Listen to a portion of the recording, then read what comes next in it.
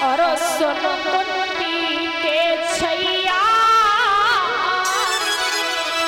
हर को नहीं बाण मारन को गम खाए जा रजन बहिया।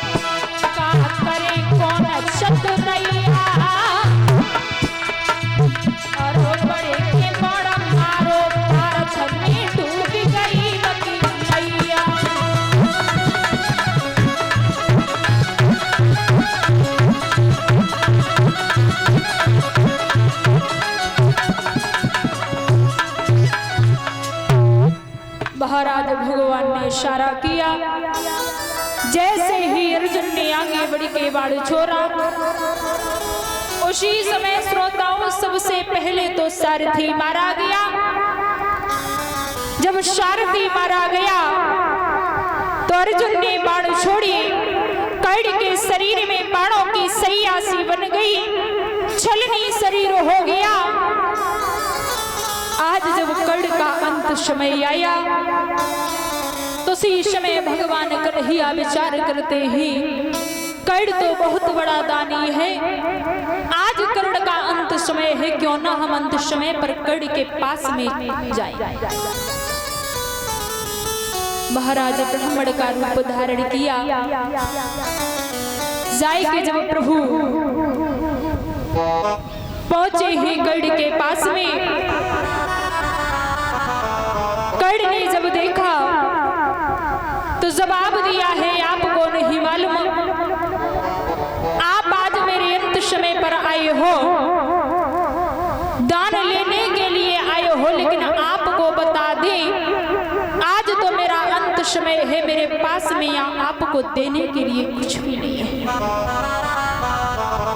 फिर भी कोई बात नहीं प्रभु, मेरा अंत समय है, मेरे पास में देने के लिए कुछ नहीं है, लेकिन हमारे दांत में सोना लगा है, वो सोना मैं आपको दे दूंगा।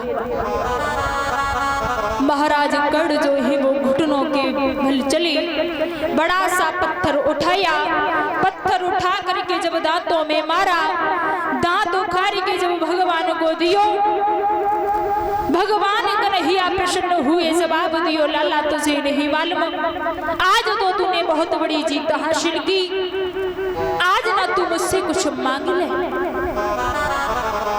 जो कहा कि कुछ मांग ले, कर्ण ने जवाब दियो प्रभु आपको नहीं मालूम, मैं आपसे और तो कुछ नहीं मांगना चाहती, सिर्फ इतना ही चाहते हैं कि प्रभु मेरा अंत समय है, जब मैं अपने प्राणों को छोड़ दे तो आप मेरी लहस को उस जगह पर जलाना जिस जगह पर कोई पाप कोई अधर्म ना हुआ। जैसे इतना कहा, महाराज भगवान की मूर्ति को कर्ण ने हृदय में स्थापित की, प्राणों को जब छोड़ा, उसी समय भगवान कन्हैया जो है कर्ण को लेकर के हर जगह पर गए, लेकिन महाराज कहीं भी ऐसी जगह नहीं मिली जहां पर कर्ण का अंतिम संस्कार कर दे, जहां पर कोई अधर्म ना हुआ। क्योंकि दादा देखा होगा आजकल तो संसार में कहीं भी चले जाओ, कहीं ऐसी जगह नहीं है जहां पर पाप ना हुआ हो। भगवान हर जगह गए, लेकिन कहीं भी ऐसी जगह नहीं मिली जहां पर कोई भी अधर्म कोई भी पाप ना हुआ हो। अंत में भगवान कन्हैया ने कर्ण का अंतिम संस्कार अपनी 1.5 हाथ की हथेली पर किया। महाराज इधर जब जाकर के अर्जुन वापस पहुंचे, मैया कुंती से जाकर के कहा मां आपको नहीं मालूम, आज मैंने युद्ध स्थल में अपने दुश्मन को मौत के घाट उतारा है। जो सुना कि दुश्मन को मौत के घाट उतारा, मैया कुंती ने पूछा लाला हमें एक बात बता दे, तूने जिस दुश्मन को मौत के घाट उतारा है उस दुश्मन का नाम क्या है बेटा? नाम की बारी आई, अर्जुन ने जवाब दियो मैया आपको नहीं मालूम, मैंने जिस दुश्मन को मौत के घाट उतारा उस दुश्मन का नाम था कर्ण। दादा जैसे ही कर्ण का नाम सुना, मैया कुंती जमीन पर गिर पड़ी, जवाब दियो रे अर्जुन तुझे नहीं मालूम, तू कहता है कि मैंने अपने दुश्मन को मौत के घाट उतारा, आज तूने अपने दुश्मन को नहीं बल्कि अपने बड़े भाई को मौत के घाट उतारा है।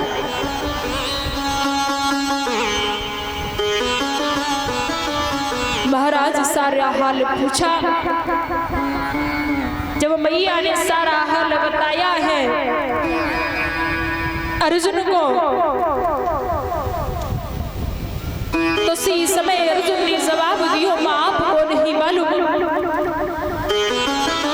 आप कहती हो कि तूने अपने बड़े भाई को मौत के घाट उतारा, लेकिन मां मुझे ये पता ही नहीं था कि वो मेरा बड़ा भाई है। मुझे तो ऐसा लगता था कि वो मेरा बैरी है, मेरा दुश्मन है, इसलिए मैंने उसे मौत के घाट उतारा है। दादा अर्जुन ने बड़ी सुंदर बात कही, जवाब दिया, मैया आपको नहीं मालूम, यदि आप ये बात मुझे पहले बता देती कि कैड़ तेरा बड़ा भाई है, माँ में कभी भी अपने भाई को नहीं मारते। आज जब मैया कुंती रोई है, बुरी भांति विलाप कर रही, बहुत समझाया है। अर्जुन ने जवाब दिया, मैया इसमें मेरा कोई दोष नहीं। तब तक युधिष्ठिर जी पास में आई, मैया कुंती ने सारा हाल बताया। तो इसी समय युधिष्ठिर ने श्राप दिया है कि जा मां, मैं श्राप देते ही कि आज से स्त्री के पेट में कोई बात नहीं रुक सकती। महाराज वही श्राप आज भी लगा रहा है।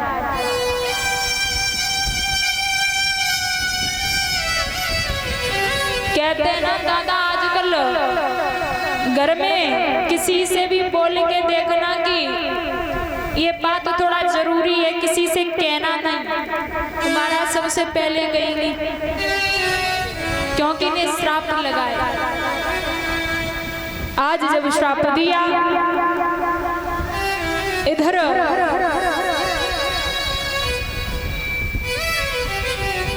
धर्मराज ने जब नारी जाति को ही श्राप दे दिया, कड़ का अंत हुआ। अब तो प्रतिदिन युद्ध का नजारा बदलता जा रहा है।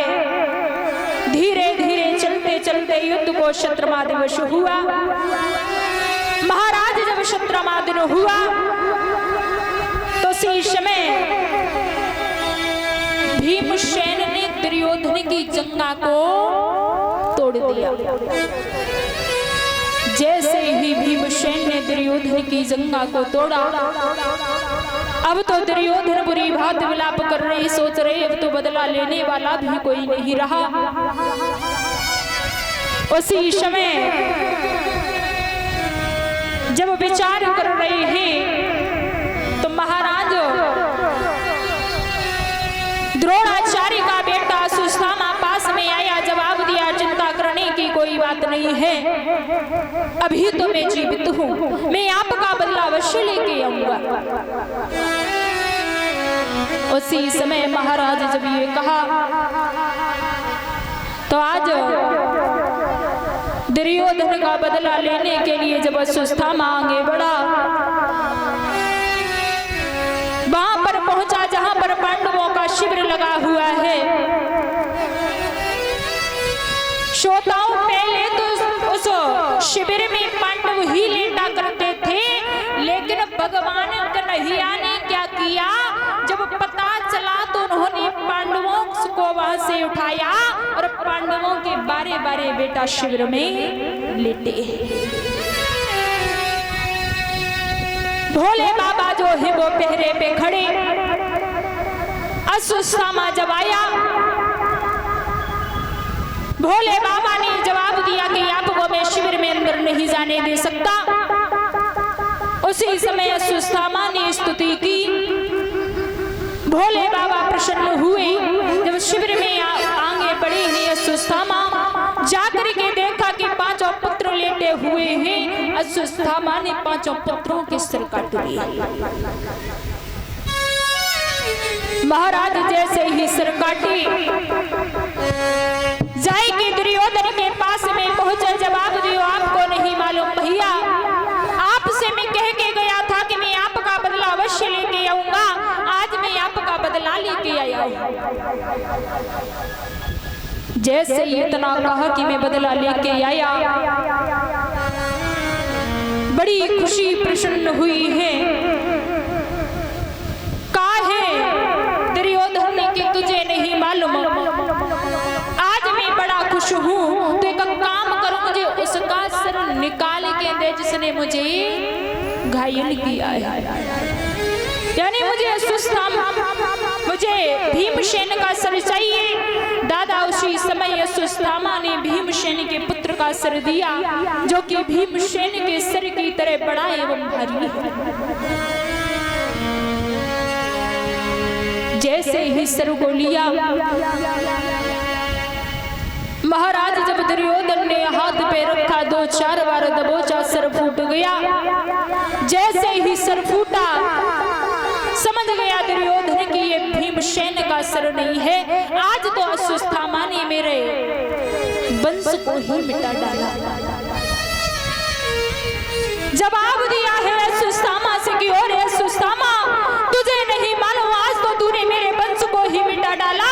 मैं तो सोचते थे कि तू मेरा बदला लेने के लिए जाएगा, लेकिन तुझे नहीं मालूम इन 12 पुत्रों ने मेरा कुछ नहीं बिगाड़ा था। तू तो पुत्रों के सर लेकर के आया है। महाराज बहुत रोए।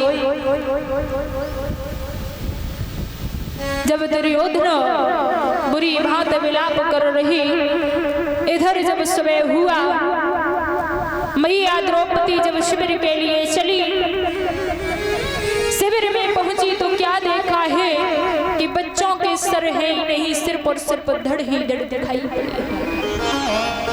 मैया ने जब अपने पुत्रों की दशा देखी तो उसी समय मैया द्रौपदी बुरी भांति विलाप करने लगी। आज जब पहुंची है शिविर में, डेरों में रक्त बह रहा था, हर अबला खड़ी रो रही थी। द्रौपदी बाल बिखराए हुए लालों पर पड़ी रो रही थी। महाराज द्रौपदी बुरी भांति विलाप कर रही। आज जब मैया द्रौपदी विलाप कर रही, तब तक भगवान कन्हैया का पदार्पण हुआ। भगवान कन्हैया ने जब मैया द्रौपदी की दशा देखी, मैया द्रौपदी ने जब भगवान को आते हुए देखा, मोहन के आते ही बोली, नटवर आओ बे बाकी है, अथवा इस खेल तुम्हारे में कुछ और कसर भी बाकी है। मैया द्रौपदी ने जवाब दियो कन्हैया से, आपको नहीं मालूम, आज मुझे ऐसा लगता है कि माँ को अपने पुत्रों को देख करके, मरे हुए पुत्रों पर रोते बिलखते देखकर आपको बड़ी खुशी हो रही है। महाराज बहुत समझाया कन्हैया ने, लेकिन मैया की समझ में कोई बात नहीं आई। उसी समय आज मैया ने एक बात कही है, आपको नहीं मालूम कन्हैया मेरी बात सुन।